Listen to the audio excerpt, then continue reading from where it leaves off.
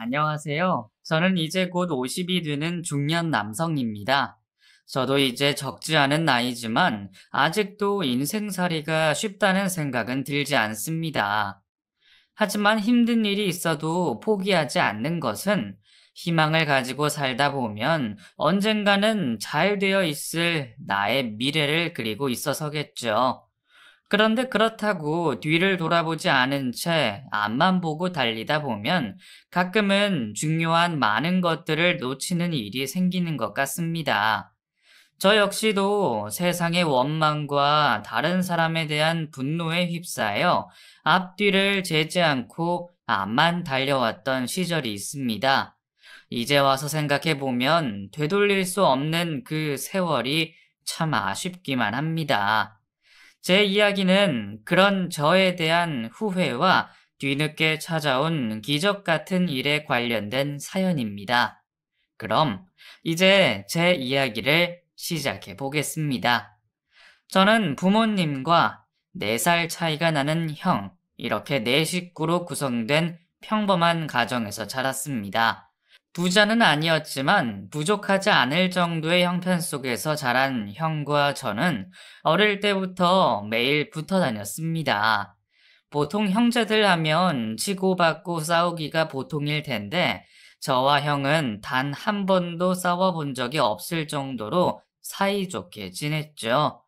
물론 형이 동생인 저에게 양보도 많이 해주고 잘 놀아준 이유도 있겠지만 그보다 제가 어린 나이부터 형을 존경하면서 자랐기 때문일 겁니다. 어린 나이의 아이가 형을 존경한다는 생각을 할 정도로 저희 형은 참 대단한 사람이었습니다. 형은 비슷한 나이의 아이들보다 훨씬 앞서갔고 뭐든지 척척 잘 해내는 만능 제주꾼이었습니다.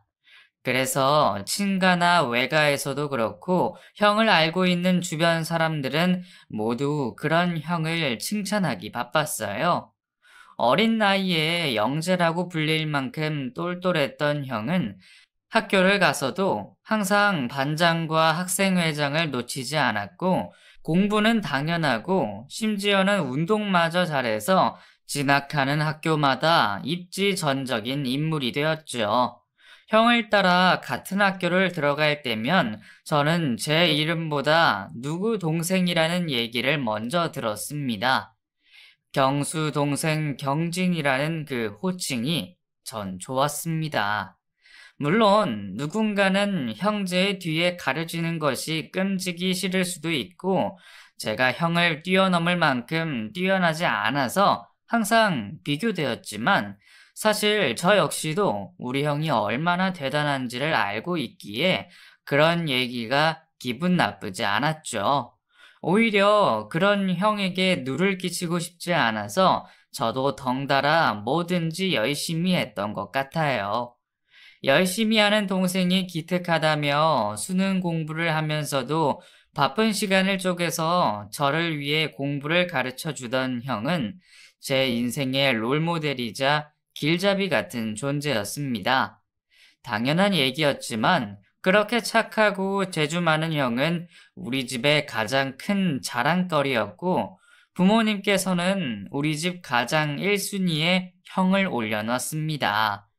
집에 좋은 거라도 하나 생기는 날에는 가장이신 아버지도 뒤로 밀린 채 언제나 형의 차지였고 비슷한 일을 겪더라도 부모님은 언제나 저보다는 형을 더 걱정하셨네요. 어렸을 적에는 섭섭할 때도 있었지만 다행히 형이 참 좋은 사람인지라 그런 일로 형제 사이에 의가 상하는 일은 없어서 다행이었습니다. 입에 침이 마르지 않을 정도로 칭찬을 듣는 형은 심지어 겸손하고 성실하기까지 했네요.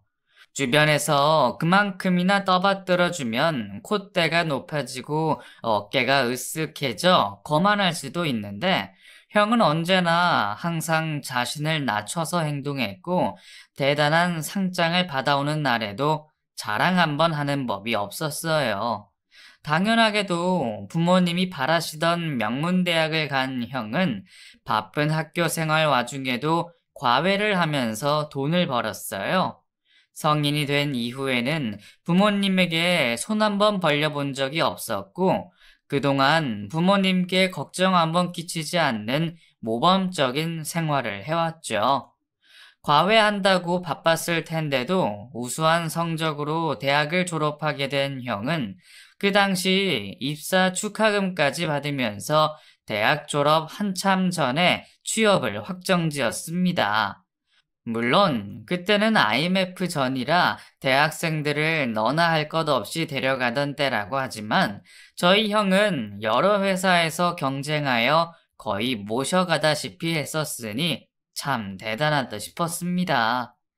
부모님께서는 모든 자신이 하고자 하는 걸 이루어낸 형의 성공을 매번 자랑스러워 하셨고, 그건 저 역시도 마찬가지였습니다.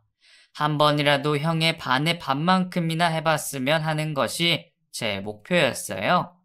그렇게 몇 년간은 안정적인 회사를 다니던 형은 돌연 퇴사를 결정하고 일하면서 알게 된 사람들과 함께 회사를 창업하게 되었죠.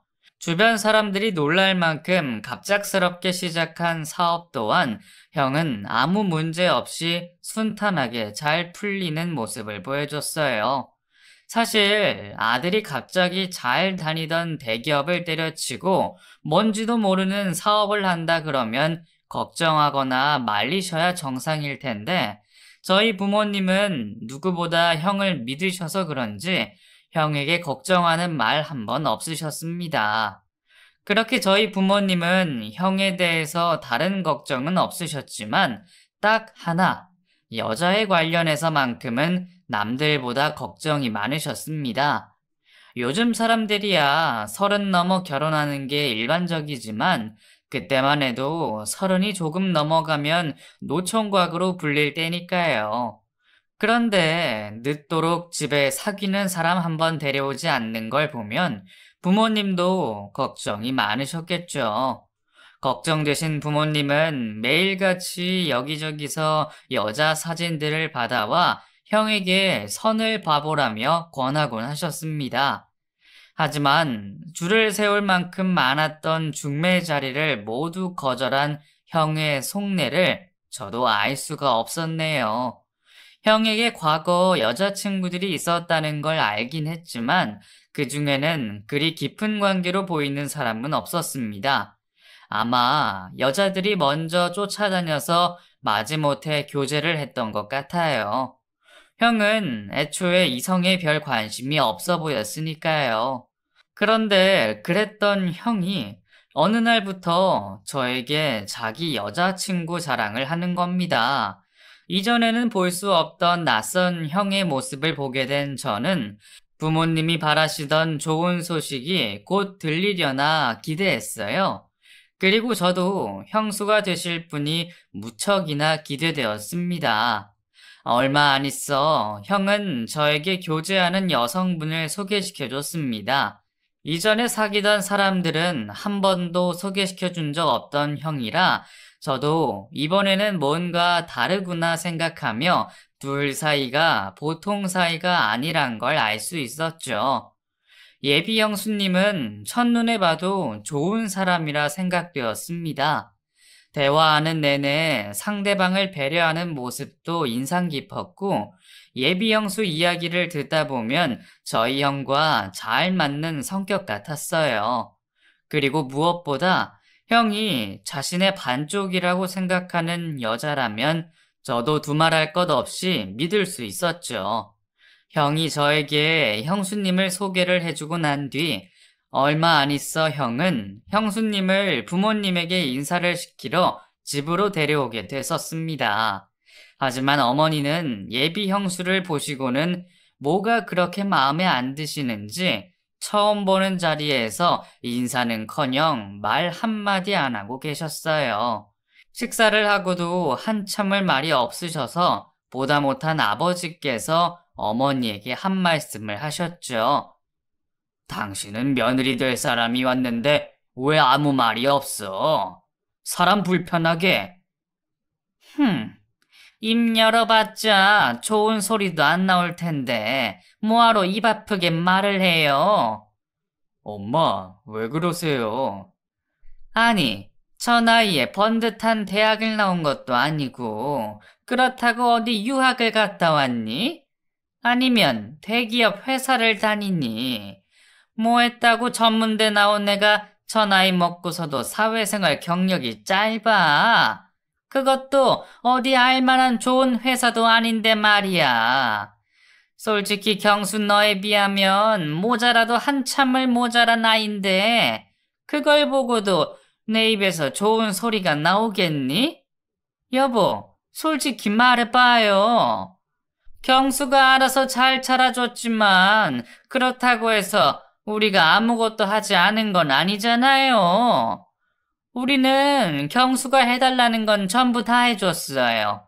나는 경수 제가 혹시 밖에서 불량 음식 먹다 탈이라도 날까 싶어서 직접 간식까지 다 만들어서 먹였다고. 그래, 4년제 대학 끝까지 거 못 나올 수도 있지. 나온다고 다 똑똑하고 잘 사는 것도 아니니까. 그러면 보고 배운 거라도 있어야 하는데 쟤는 부모도 없다면서. 경수야, 엄마 아빠도 남들처럼 아들 장가 잘 갔다는 말 듣고 싶어. 근데 텅 빈 혼주석을 어떻게 다른 사람들한테 보여주니? 여하튼 뭐 하나 마음에 드는 게 없으니 난 그냥 입 닫고 있으마. 물론 형수님의 사정을 듣고 저도 어머니의 반응을 어느 정도 예상은 하고 있었지만 그 정도 생각까지 하고 계실 줄은 몰랐습니다. 귀한 아들 더 좋은 자리 보내고 싶으실 어머니 마음은 알고 있었지만 그래도 그동안 형을 묵묵히 믿어주셨던 부모님이셨기에 이번에도 결국 이해를 하실 거라 생각했죠. 그런데 어머니가 반대를 넘어 인신공격에 가까운 그런 말씀을 하실 줄은 저도 몰랐습니다. 한동안 어색한 침묵만 흐르는 자리에서 형수님께서 오해를 풀고 싶으셨는지 말을 꺼내셨고, 우리 식구들은 그 자리에서 예비 형수님의 사연을 알게 되었죠. 형수님이 수능을 마치자마자 부모님들께선 기다렸다는 듯이 이혼을 하셨고 부모님 두 분 다 형수님을 데려가지 않으려고 했답니다. 고등학교 졸업이 코앞이라고 하나 아직 미성년자인 형수님은 그렇게 버림받아야 하는 이유를 누구에게도 들을 수 없었다고 해요. 확실한 건 두 부모 모두 이혼을 하며 유일한 자식인 형수님과 연을 끊고자 하셨고, 때문에 형수님은 성인이 되기 전부터 사회에 나와 홀로 독립해 살아가셨다고 합니다. 수능 성적도 나쁘지 않았고, 4년제 대학을 다닐 수 있었던 성적의 형수님이었지만, 지원받을 곳 하나 없고 홀로 생계를 꾸려야 했던 형수님은 결국 전문대학을 갈 수밖에 없었다고 해요. 그마저도 학기마다 휴학을 하면서 대학 등록금과 나머지 생활비를 홀로 벌어 감당했다고 하셨죠. 그러다 보니 자연스레 늦은 나이에 졸업을 하고 취직도 늦었다고 했어요. 사실 형수님 이야기를 듣고서 어떻게 그런 매정한 부모가 있나 싶었고, 어린 나이에 감당하기 힘든 현실을 잘 헤쳐나온 형수님이 대단하게 느껴졌습니다. 하지만 어머니는 저와 다르게 생각하셨나 봅니다. 네 입으로도 부족한 걸 말할 만큼 자기 분수를 알면서 지금 이렇게 결혼 승낙을 받으러 왔다는 건 무슨 아니니? 너네 부모도 너를 내팽개쳤던 이유가 있었을 텐데 우리 보고 그걸 이해해달라고 여기까지 와서 이야기를 하니? 인사 오기 전에도 대충은 경수한테 들어서 이미 내 마음에 차지 않았다. 그래도 여기까지 온 정성이 있다 싶어서 앉아있긴 했다만 이렇게 근본도 뭣도 없는 너를 내가 우리 집 맏며느리로 받을 수 있겠니? 경수가 너를 얼마나 사랑하는지 모르겠지만 둘이 사랑하든 말든 나는 너 같은 애를 절대로 우리 집안 며느리로 인정할 수 없다. 그러니까 더 당하고 싶지 않으면 지금이라도 결혼이고 뭐고 다 그만둬라. 어머니, 은하 배경을 보려고 하시지 마시고 은하가 어떻게 살아왔는지를 보세요. 어머니께서 아직은 은하를 다 알지 못하지만 은하 정말 좋은 여자예요. 그리고 아무리 며느리 될 사람이 마음에 안 드신다 하더라도 손님으로 집에 온 사람한테 어떻게 상처가 될 이야기를 그렇게 서슴없이 하세요? 어머니 원래 그러신 분 아니시잖아요. 그럼 내 아들 망하는 꼴이 훤히 다 보이는데 엄마가 돼서 어떻게 손 놓고 보고만 있니? 그만해라. 너도 이런 아들 아니었잖니? 부모가 반대하는 결혼 굳이 하고 싶은 거야? 너희도 지금이야 죽고 못 살아서 그렇지. 조금만 시간이 흘러봐라. 비슷한 사람끼리 결혼해도 살다 보면 부족한 게 더 보이는 법이야. 그런데 너한테 은하 같은 애가 눈에 차겠니? 나도 내 생각만 하는 것 아니다. 나중에 둘 다 더 큰 상처받지 말라고 이렇게 말하는 거지. 여보, 우선은 차분히 앉아서 애들 얘기 더 들어보고 생각해 봅시다. 지금 당장 결정할 것도 아니잖아요. 당신까지 정말 왜 그래요? 이 집에서 아들 걱정하는 사람은 나밖에 없어요? 됐어요. 다들 저 불려시 같은 애한테 속고 있는 것 같은데 나만 저 시커먼 속이 보이나 보네요. 그럼 나 빼고 다들 좋은 시간 보내요. 그렇게 어머니는 자리를 박차고 방으로 들어가셨고 나머지 가족들은 그 민망한 자리를 겨우 수습하며 마무리하게 되었습니다. 반대하시는 어머니와 다르게 아버지는 형의 결혼에 대해서 찬성하는 입장이셨어요. 형수의 됨됨이를 보셨는지 아니면 형의 선택을 존중하셨는지는 모르겠지만 아무 말 없이 형의 선택을 지지해 주셨죠. 형의 부탁에 아버지까지 나서 어머니의 마음을 돌려보려고 했지만 어머니는 아버지의 말씀도 듣지를 않으셨습니다. 이제까지 형을 키워오면서 하신 희생을 보상받으시려고 했는지 마음에 차지 않는 며느리를 드릴 수 없다며 한사코 마음을 돌리시지 않았습니다. 온 가족의 긴 설득에도 변함없는 어머니의 반대에 형은 결국 부모 자식 간의 연을 끊어서라도 결혼을 하겠다고 말했고 결국 자식과의 연까지는 끊을 수 없었는지 어머니는 조건을 걸어 형의 결혼을 승낙하게 되었죠. 어머니가 말하시는 그 조건이라는 것은 형수님이 회사를 그만두고 저희 집에 들어와 같이 살며 어머니 밑에서 살림 사는 법을 배워 사업하는 형에 내조를 하는 것이었죠. 물론 형은 그 제안을 받아들일 수 없다고 했지만 형수님께서 나서셔서 그 제안을 수락하셨어요. 어머니와 친해질 수 있는 기회이고 모시고 살면서 효도하자며 말입니다. 형수님도 쉽지 않을 결정이었을 텐데 그런 선택을 하셨네요. 결국 형과 형수님은 긴 반대 끝에 결혼식을 올릴 수 있었고 그날 이후 형수님은 우리 가족이 되어 한 집에서 생활하게 되었습니다. 처음으로 내 식구 외 다른 가족이 생기니 많이 불편하더라고요.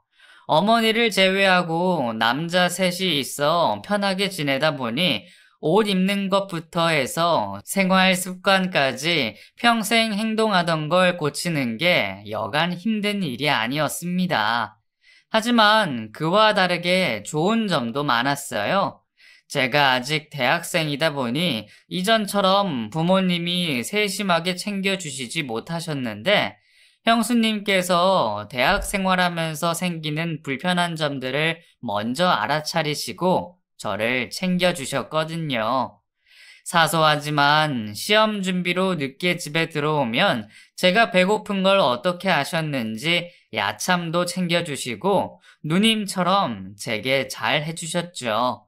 그러다 보니 저도 점점 형수님이 편해져 제 짝사랑 이야기나 대학 생활하며 생긴 고민들을 나누기도 했습니다. 같이 살면서 제가 느낀 형수님은 첫 만남 때처럼 차분하고 상대방 이야기를 잘 들어주며 배려심도 깊고 착한 마음을 가진 그런 사람이었습니다. 그런 모습을 아버지도 느끼셨는지 형수님을 이전보다 더 편하고 진심으로 대하셨습니다. 어머니가 살림을 알려주시면 뭐든 금방 배우고 응용까지 하는 형수님은 금방 가족들의 생활에 적응을 하셨고 오히려 집안 살림을 하시고 난 여유 시간에 가족 개개인들에게 맞춰 건강식까지 만드시곤 했죠. 제가 봐도 대단하다 싶었던 형수님의 그런 노력에도 불구하고 어머니는 하나라도 더 트집을 잡고 싶으셨는지 형수님에게 누구보다 깐깐한 모습을 보이셨습니다. 어머, 넌 뭐하니? 지금 배추는 다 절여놓고서 다른 걸 하는 거야? 김치하면 시간이 또 얼마나 걸리는지 몰라서 네가 여유 부리는구나. 배추는 어젯밤에 절여서 김치까지 다 해놨어요, 어머님. 뭐? 벌써 너 혼자 그 많은 김치를 다 했다고? 너 지금 시엄마를 물러보니? 내가 주방에서 네가 김장하는 꼴을 못 봤는데 너 설마 김장하기 싫어서 어디서 사온 거 아니야? 아니에요, 어머님. 오늘 하려면 괜히 어머님까지 일하실 것 같아서 제가 오늘 새벽에 전실해서 다 해놨어요. 그래? 근데 네가 우리 집 김치 담그는 법은 어떻게 알아서 했어? 내가 알려주지도 않았잖아. 어머님께서 어젯밤에 저희 집 김치 담는 법이라면서 공책 주셨잖아요. 그거 보면서 했어요. 아니, 내가 너더러 배추를 절이라고 했지 나 몰래 김치까지 담그라고 했니? 네가 나를 무시하지 않고서야 이렇게 네 마음대로 할 수가 있어. 너는 어쩜 그렇게 네 맘대로 하니? 이번 김치는 버렸어. 그런데 아버지도 형도 인정하셨지만 형수님이 담근 김치가 이전에 어머니가 담그셨던 김치보다 맛있으면 있었지 결코 덜하진 않았거든요. 그런데도 어머니는 알아서 척척 잘하는 며느리가 뭐가 그리 미우신지 여지없이 혼을 내셨습니다. 사실 어머니 때문에 앞에서 말하지는 않았지만 가족들 모두 시어머니 구박에도 구김없이 잘 적응하는 형수를 보며 대견했어요. 하지만 어머니에게는 트집 잡을 것 없이 잘 따라오는 며느리의 모습이 더 얄미우셨나 봅니다. 이제는 집안 살림으로 더 뭐라 하실 게 없었는지 그 후로는 괜한 꼬투리를 잡아 형수님에게 뭐라고 했어요. 너는 지금 일부러 나 흉보이려고 살을 빼고 있니? 살이요? 저도 먹을 만큼 먹긴 하는데 살이 왜 빠지는지 모르겠네요. 네가 결혼하고 우리 집 와서 시집살이 하는 걸 동네 사람들이 다 아는데 이렇게 살이 쪽 빠진 널 보면 동네 사람들이 나를 보고 뭐라고 하겠니? 착한 며느리가 시댁에 들어와서 못된 시어머니 밑에서 제대로 먹지도 못하고 고생고생하다 저렇게 살 빠지는 거라고 하겠지. 솔직히 말해봐라. 너 일부러 살 빼서 나 욕먹이려고 하는 거지? 아니에요, 어머님. 제가 감히 어떻게 다른 사람들이 어머니 흉을 보게 하겠어요. 절대 아니에요. 그거야. 내가 네 속을 못 들어가 봐서 모르지. 어머니, 아무리 그래도 어떻게 형수 섭섭하게 그런 말을 하세요. 세상에 그런 생각까지 하고 사는 며느리가 어딨어요. 경진이 너는 학교 안 가니? 뭐 한다고 집에 지금까지 있어? 그리고 경진이 너가 뭘 안다고 그래? 괜찮아요, 도련님. 어머님 말씀이 맞으세요. 어머님, 제가 잘못했어요. 앞으로는 어머님 오해 살 만한 일 만들지 않을게요. 죄송해요. 그래, 내가 참아야지. 살은 찌우는데 그렇다고 또 돼지처럼 살찌지 마라. 여자가 살찌면 보기 싫으니까. 어머니의 괜한 트집이 기가 막혀서 옆에서 듣고 있던 제가 보다 못해 몇 번 형수님 편을 들기도 했습니다. 아무리 제 어머니라고 해도 너무하다 싶었거든요. 형수님이 바빠서 화장을 안 하면 핏기 하나 없어 보인다며 괜히 힘든 척 하려고 한다 하셨고, 눈치껏 화장을 하면 어디 동네에 남자라도 꼬시려고 하냐며 말도 안 되는 순 엉터리 트집을 잡으셨어요. 제가 봐도 저희 어머니 참 못된 시어머니구나 싶었습니다. 그런 시집살이에도 형수님은 아무렇지 않으신지 오히려 어머니 말에 늘 순응했고 더 잘하려 노력하는 모습만 보여주셨죠. 저는 그런 형수님이 안타깝기도 하고 또 대단해 보이기도 했습니다. 그래서 그런 형수님의 진심을 어머니도 언젠가는 알아주실 거라 생각했죠. 그러던 도중 아버지께서 암에 걸리시며 힘든 투병 생활을 하시게 되었습니다. 그나마 아버지의 암을 조금이라도 일찍 발견하게 된 건 형수님의 선물 덕분이었어요. 결혼 전부터 저희 부모님들에게 많은 신경을 써주시던 형수님은 값비싼 종합건강검진을 부모님께 선물했고, 그 검사 덕분에 아버지가 암이란 걸 발견하게 되었죠. 발견도 일찍 되었고 충분히 치료할 수 있다던 병원의 말과 달리 아버지는 수술 후에도 항암 치료가 끝나지 않았고 결국 다른 장기들에도 전이가 되면서 힘든 투병 생활을 하셨습니다. 어머니와 형수님 두 분이서 아버지의 간병인 생활을 하시게 되었고, 그러다 어머니께서 힘든 간병인 생활에 결국 몸져 눕게 되시면서 형수님 혼자 부모님 두 분을 홀로 감당하게 되었죠. 대학생인 저도 시간이 날 때면 항상 아버지 옆에 있었지만 그리 큰 도움은 아니었을 겁니다. 남자인 저도 버거운 일을 여자 혼자 한다는 게 쉽지 않은 일이었습니다. 하지만 그런 상황에서도 형수님께선 아버지와 가족들에게 밝은 모습으로 힘을 주시려고 했어요. 아무래도 남자들 사이에서 자란 저와 형은 애정 표현하는 게 서툴다 보니 아픈 아버지에게도 쉽게 사랑한다는 말을 하기 힘들었는데, 그때마다 자리를 만들고 저와 형 입에서 아버지에 대한 마음을 표현할 수 있게 해주었죠. 지금에서야 말이지만 아버지가 살아계실 때 제 속마음을 표현할 수 있게 되어 얼마나 다행인지 몰라요. 아마 형수님이 없었으면 아버지가 돌아가시고 그게 천추의 한이 되었을 겁니다.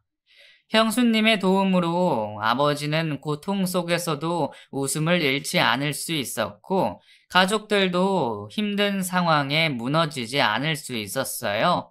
하지만 힘든 투병 생활 끝에 아버지께서는 결국 세상을 떠나시게 되었습니다. 돌아가시기 전 아버지께서는 특히 그간 간병을 도맡아온 형수에게 고마움을 표하셨어요. 간병 생활하며 아버지와 많은 시간을 보내신 형수님께서는 저희 형제보다 더 크게 슬퍼하셨어요. 그런데 어머니께서는 아버지의 죽음을 인정하실 수 없으셨는지 형수님에게 기어이 하지 말아야 할 이야기를 했습니다. 다 너 때문인 거 알지? 어머니, 그게 무슨 말씀이세요? 분명히 의사도 나을 수 있다고 했어. 근데 너 때문에 내 남편 암에 걸려 죽은 거라고. 멀쩡하던 내 남편이 갑자기 암에 걸린다고? 그게 말이 된다고 생각하니? 그리고 점점 악화된 거, 네가 우리 남편 누워있을 때 악한 짓 한 거 아니야? 내가 아프다고 집에 누워있어선 안 됐어. 아니, 애초에 너를 며느리로 받아들이는 게 아니었는데.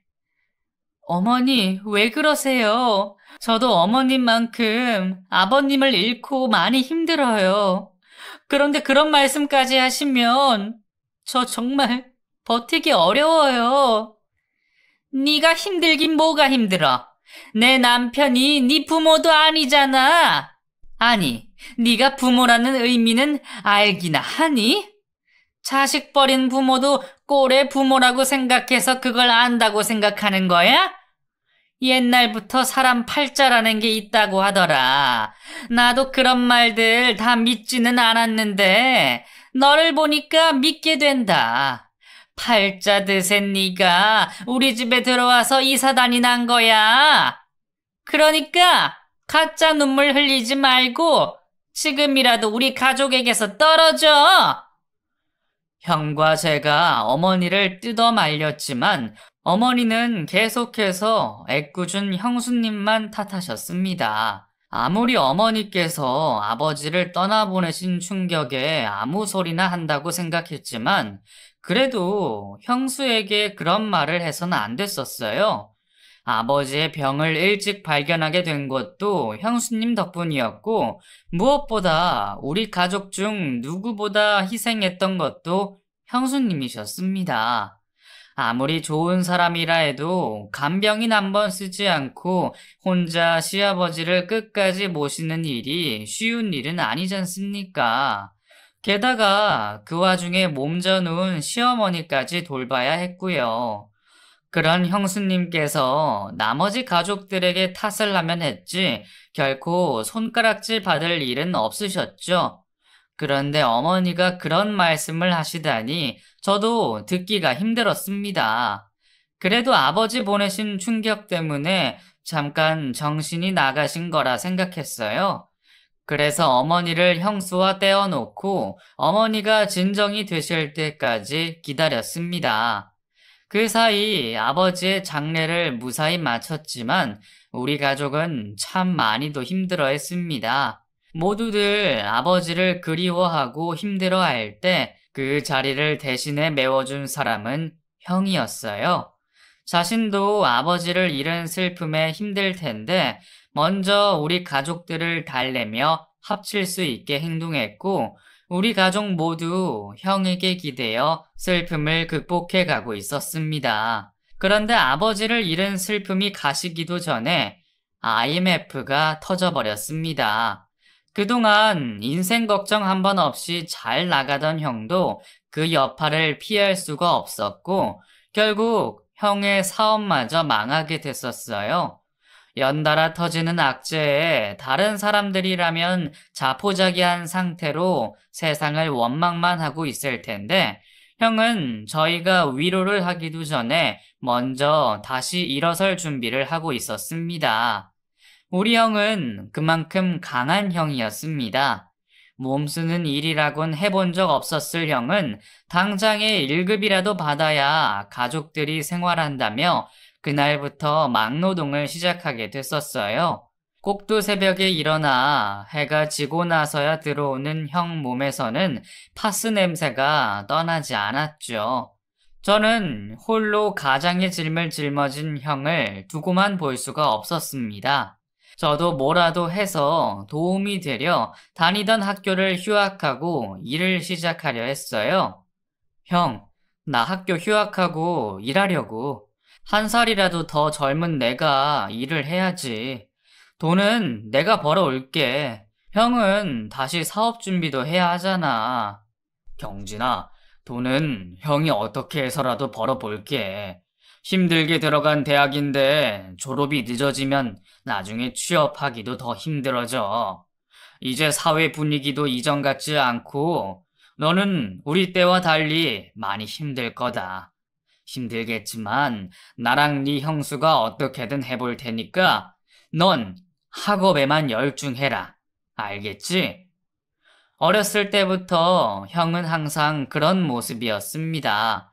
우리 가족이 아버지를 잃고 방황할 때도 빠르게 그 큰 빈자리를 대신할 수 있는 사람이었고, 자신이 노력해온 사업이 한순간에 없어져도 자책하기는커녕 곧바로 가족들을 위해 다시 일터로 나가는 존경스러운 형이었죠. 그렇게 형은 가족의 생활비를 위해서 막노동을 시작하였지만 한국 전체가 힘들던 IMF 시대입니다. 꾸준히 일할 수 있는 자리는 많지 않았고 그마저도 건설사나 건축업자가 망해버리면 일당을 떼이기도 했죠. 형은 좀 더 안정적인 수익을 위해서 전국을 돌아다니며 숙식 막노동을 했고 결국 집을 떠나야 했습니다. 부창부수라고 하죠. 형수님도 형과 똑같이 말보다는 행동을 먼저 보였습니다. 아버지를 잃고 힘들어하시는 어머니를 돌봐야 했기에 형처럼 오랜 시간 집을 비울 수는 없었지만 가족들을 위해서 적은 돈이라도 벌어야 한다며 일을 시작하셨죠. 어머니 삼시세끼를 모두 다 차려드리고 집안일까지 하시면서 잠깐이라도 쉬시는 게 시간이 아깝다며 부업까지 가지고 오셔서 집에서도 일을 하셨습니다. 저도 시간을 내어 아르바이트를 하긴 했지만 학교를 다니고 있다 보니 제 교통비와 생활비 정도를 해결할 뿐 가족들에게 실질적인 도움이 되지 못했죠. 형과 형수님은 가족을 위해서 희생하고 있는데 사지 멀쩡한 제가 앉아서 공부만 하고 있으니 여간 불편한 게 아니었어요. 그런 제 마음을 아시는지 형수님은 제가 조금이라도 마음을 편하게 가질 수 있는 말을 해주셨어요. 도련님, 많이 힘드시죠? 네, 아니요. 앉아서 공부하는 제가 힘들 게 있나요, 뭐. 형이랑 형수님께서 더 고생이시죠. 가족들은 힘든 시간 보내고 있는데 앉아서 하는 공부가 무슨 소용이 있겠나 싶어 나가서 돈 벌고 싶으시죠? 그런데 도련님, 이런 시련은 잠시 잠깐이잖아요. 도련님이 중요한 시기에 괜히 다른 일 하다가 정작 중요한 걸 놓치시면 어떡해요? 지금이야 대학 졸업장이 별것 아니라 생각되실 수도 있지만 사람 일이라는 게 또 모르잖아요. 마음이 너무 불편하시면 저희가 지금 도련님께 투자를 하고 있다 생각하세요. 남편이 사업을 해와서 회계적으로 빠삭하잖아요. 그러니 부담 가지지 말고 지금은 학업에만 온전히 집중하시고 다시는 돌아오지 않은 20대를 충분히 즐기세요. 아시겠죠? 형수님과의 그 대화가 저에게는 많은 위로가 되었습니다. 성만 달랐을 뿐이지 제 친누나처럼 느껴졌어요. 그래서 형수님 말처럼 우선은 제 상황에 맞게 최선을 다하려고 노력했습니다. 다행히 시간이 흐르면서 형과 형수님의 희생으로 우리 집은 빠르게 안정되고 있었습니다. 그렇게 조금씩 희망이 보이던 그때 갑작스러운 비보가 날라왔습니다. 아버지가 돌아가신 것보다 더 큰 충격으로 다가온 비보가요. 바로 형의 사고 소식이었죠. 막노동을 하던 형은 무거운 건설 자재를 들고 계단을 오르다가 발을 헛디뎌 뒤로 넘어가는 사고를 당했습니다. 현장에 있던 다른 사람들에게 발견되어 곧바로 병원으로 실려갔지만 머리에 큰 충격을 받았던 형은 저희가 병원에 도착하기도 전에 숨지고 말았습니다.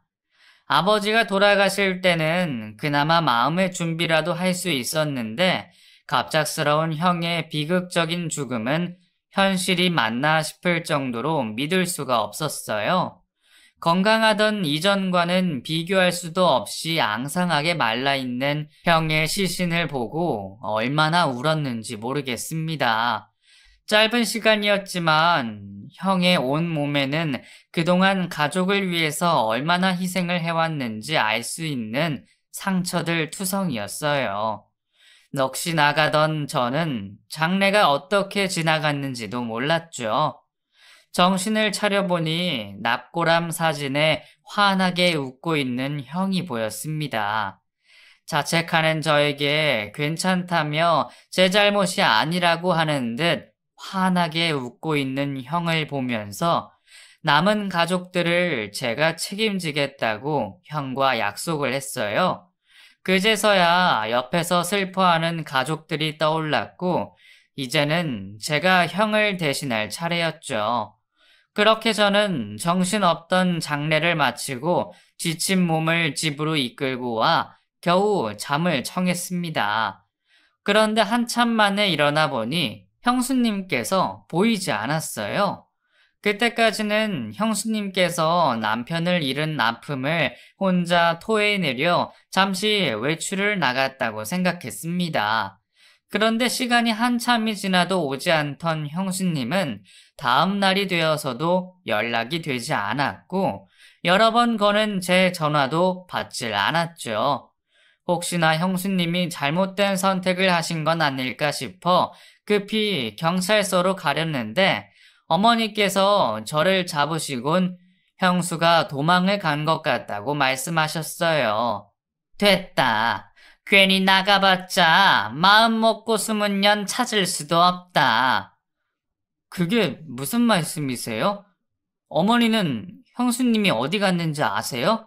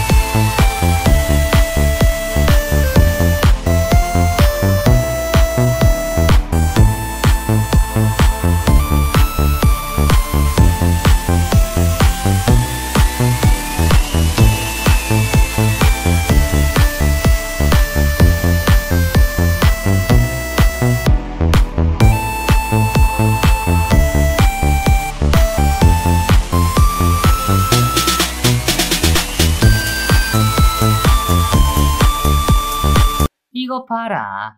내가 경수방에 들어갔더니 이게 있더라. 이게 경수 아이면 지가 도망갔겠니? 걔가 맨날 돈 번다고 나간 게 아니라 웬 놈이랑 놀아난 거지. 그렇고 말고. 그렇지 않고서야 걔가 도망을 왜 가니? 결국 걔같이 시아버지도 모자라서 남편까지 잡아먹은 거야. 내가 이럴 줄 알았다. 집에 여자 잘못 들이면 패가 망신이라 그랬는데, 그래서 내가 그때 끝까지 반대를 했어야 했는데, 이게 다 내 탓이다, 내 탓이야. 어머니께서 보여주신 건 초음파 사진과 임신 테스트기였습니다. 놀라서 형수가 쓰던 방으로 뛰어갔더니 몇 안 되는 형수의 물건들이 죄다 사라져 있었습니다. 그걸 보게 된 저는 어머니의 말을 믿을 수밖에 없었죠. 어머니 말씀처럼 우리 핏줄이 맞으면 왜 도망을 갈까 싶었습니다. 그날 이후로 저는 홀로 남은 어머니를 모시고 무너진 집을 일으켜 세우기 위해 이를 악물고 일을 했어요. 언제까지 옆에 있어줄 것만 같았던 가족들을 하나 둘씩 떠나보내고, 심지어 누이처럼 생각했던 형수에게 배신까지 당하자 믿을 건 저 혼자밖에 없다고 생각했고, 나이 드신 어머님을 위해서라도 열심히 사는 모습을 보여드려야 했습니다. 그러다 보니 어느새 10년이라는 세월이 흘렀습니다. 저는 대학을 졸업하고 형처럼 사업을 시작했어요. 혼자서 시작하게 된 작은 1인 기업이었지만 그간의 노력 때문인지 이제는 다른 사람들도 알아줄 만큼 자리를 잡을 수 있었습니다. 그렇게 이전에 있었던 모든 기억들은 과거의 일로 묻어놓은 채 열심히 살고 있었을 때 갑작스럽게 제 앞에 형수란 사람이 나타났습니다. 처음에는 형수라고 알아보지도 못했어요.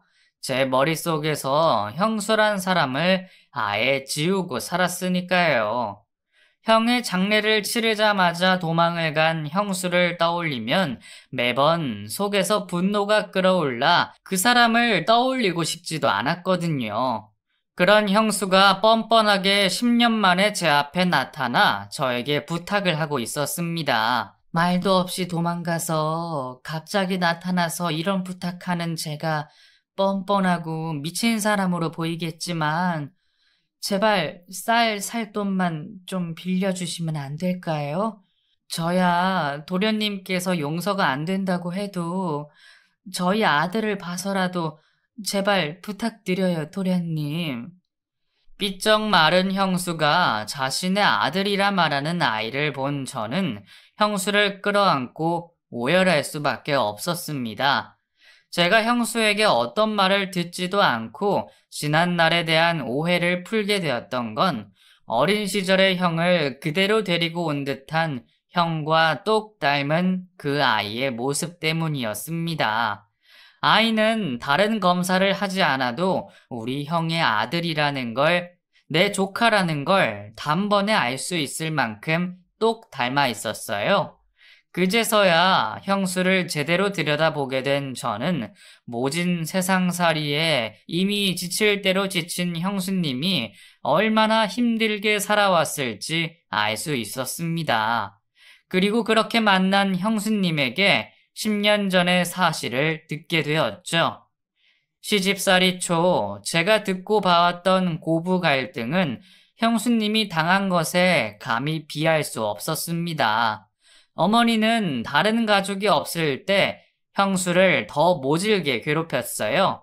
게다가 아버지가 돌아가시고 난 뒤 더욱 심해진 것 같았습니다.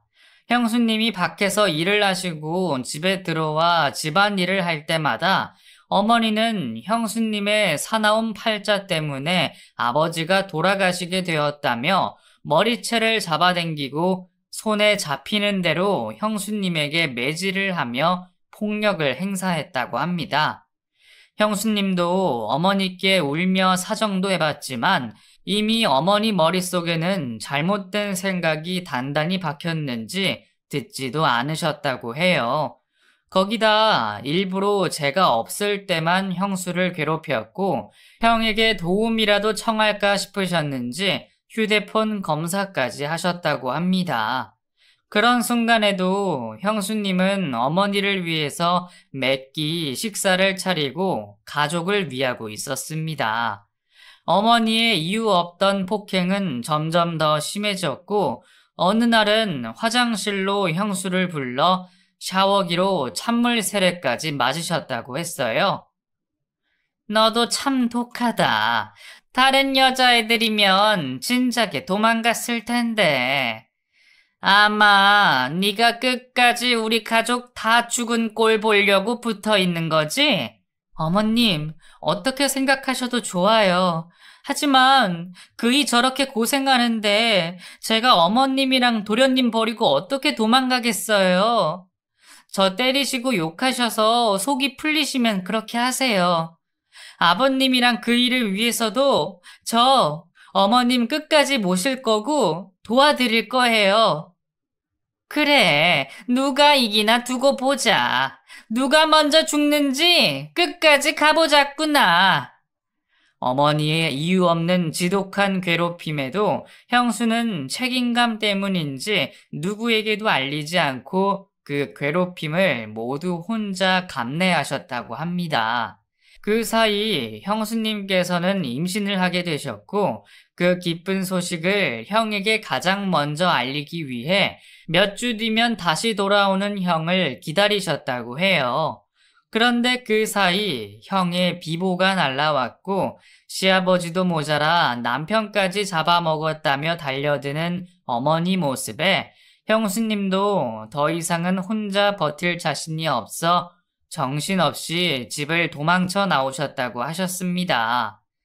처음에는 형수님 혼자 잘 살아보려 했지만 아이를 낳고 여자 혼자 버티는 그 삶이 쉽지 않으셨나 봅니다. 그래도 어찌 힘들게나마 버텨오셨는데 최근 일하던 곳에서 잘린 후 더 이상 일자리를 찾지 못하셨고 결국 마지막 부탁을 하러 저에게 찾아오신 거죠. 저는 어머니가 형수에게 지은 죄를 갚기 위해서 그리고 형을 대신하여 형수의 재기를 돕기로 했습니다.